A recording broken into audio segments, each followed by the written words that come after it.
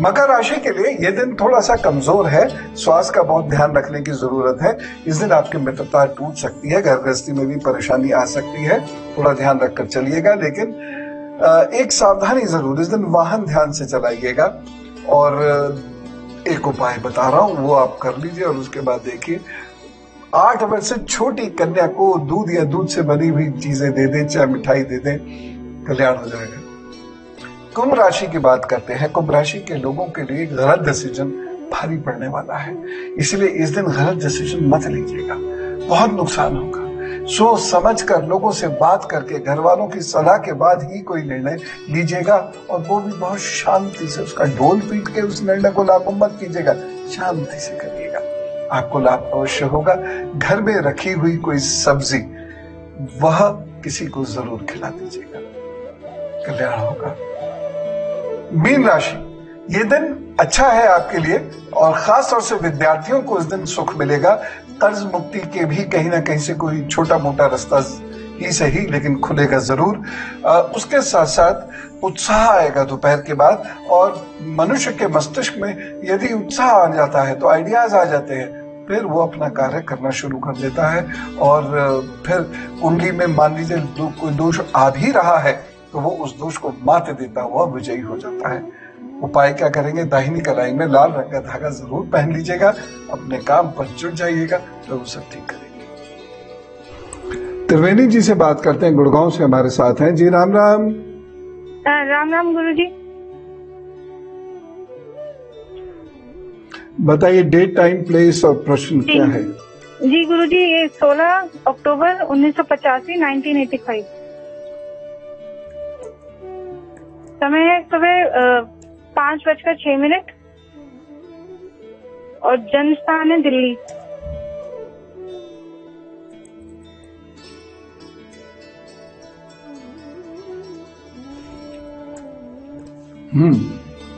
जी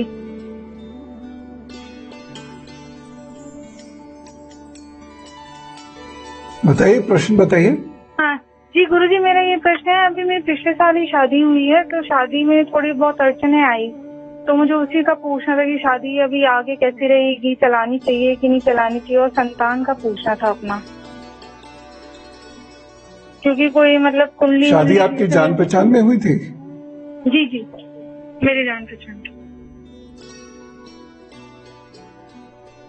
ठीक है, अब आप एक काम करना शुरू कीजिए कि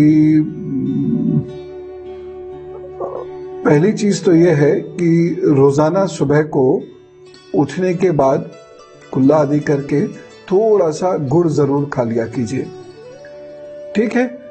और दूसरा काम ये, नॉनवेज जीवन पर्यंत कभी मत खाइएगा। पीले रंग का धागा दाहिनी कलाई में हमेशा बांध के रखिए, अथवा गले में भी पहन सकते हैं। और उसके साथ साथ हर बृहस्पतिवार के दिन आप गाय को गुड़ जरूर खिला दिया कीजिए, जिंदगी भर करिएगा। साथ ही साथ अपने सिरहाने एक किसी मिट्टी के बर्तन में पानी भर के नारियल रख लीजिए, ठीक है।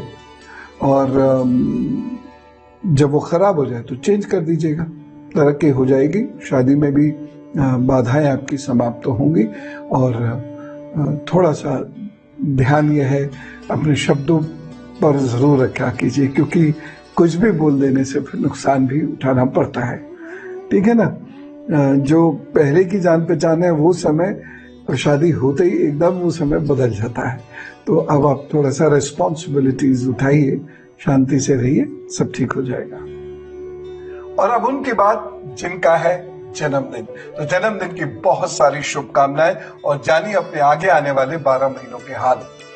आपके ये 12 महीने बहुत अच्छे हैं, बहुत महत्वपूर्ण है, कुछ बहुत विशेष आप करने वाले हैं। जीवन में एक नया अध्याय जुड़ने वाला है। ये जरूर है कि आपको अक्टूबर तक संघर्ष करना पड़ेगा, खासतौर से वो संघर्ष जो 2020 के नवंबर या उसके बाद शुरू हुआ है। वो संघर्ष निपटाते निपटाते अक्टूबर आ जाएगा, लेकिन उसके बाद आप कुछ नया बड़ा विशेष करने वाले हैं। माता जी से कहिएगा कि आपको चांदी की एक चेन पहना दें, और रोजाना का एक नियम बना लीजिए, सुबह टहलने जाना है, उसके बाद अपने इष्ट का जप करना है, और अपने इष्ट के विशेष दिन वाले दिन आपको यज्ञ जरूर करना है। आप देखिएगा कितनी तरक्की होगी, बहुत सारी इच्छाएं महत्वाकांक्षाएं पूरी हो जाएंगी इन 12 महीनों में। जन्मदिन शुभेच्छा। और अब धर्मशास्त्र से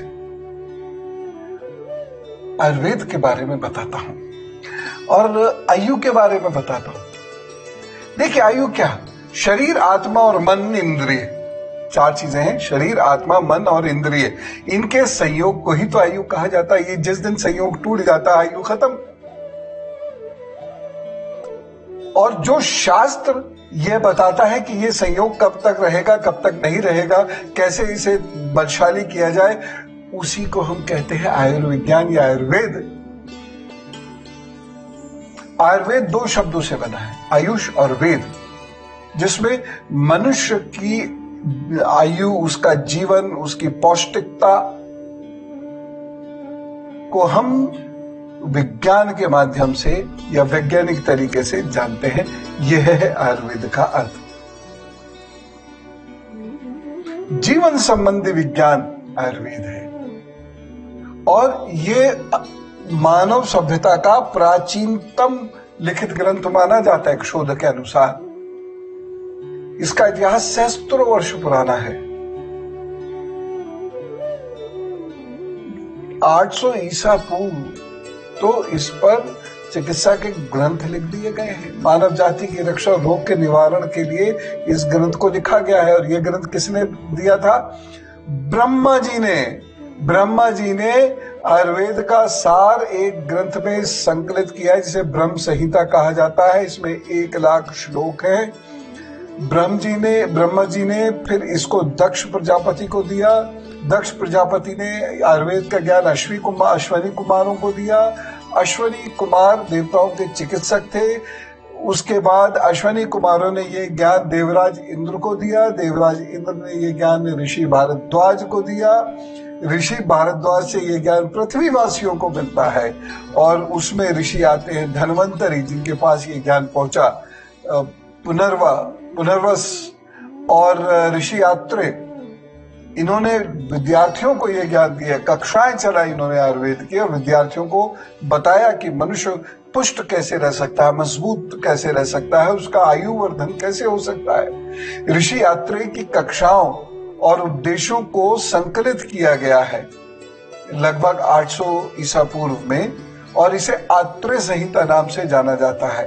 ये आयुर्वेद का मूल ग्रंथ है।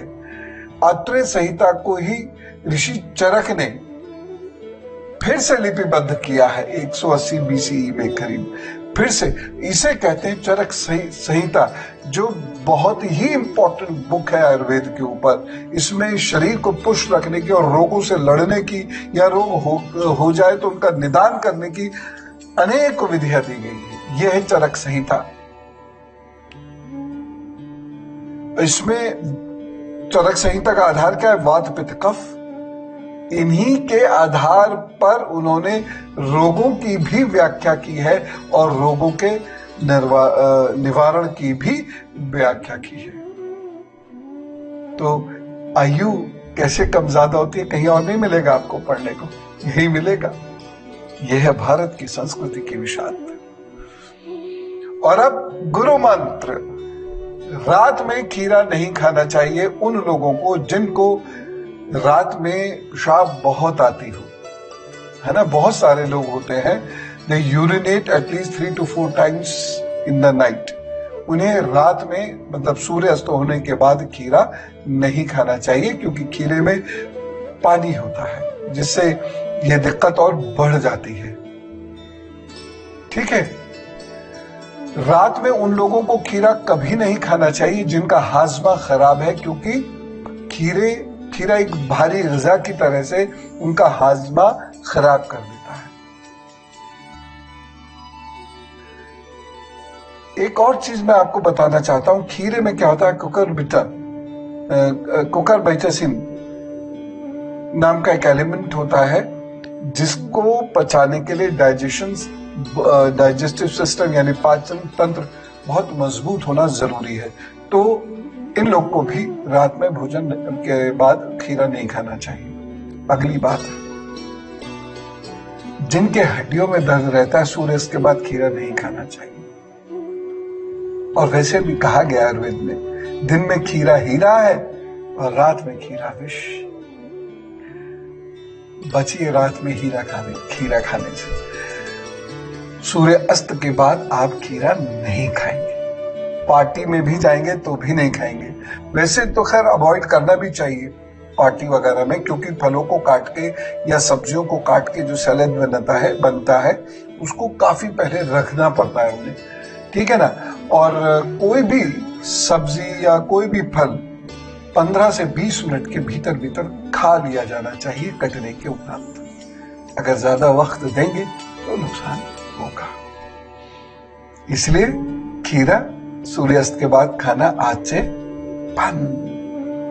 तो आज हमने बहुत सारी चीजों के बारे में जाना।